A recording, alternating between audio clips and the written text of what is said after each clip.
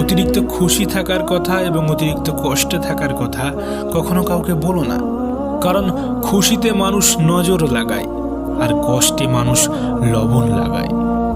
হ্যাঁ, জীবন জ্ঞানীর কাছে একটি উপহার আর বোকার কাছে একটি নাটক।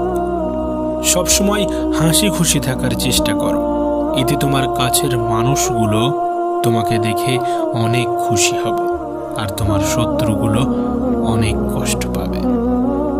যাকে মূল্য দিতে গিয়ে প্রতিনিয়ত নিজের মূল্য হারাচ্ছ, সে তোমার জীবনে একটা অভিশাপ ছাড়া আর কিছুই নয়।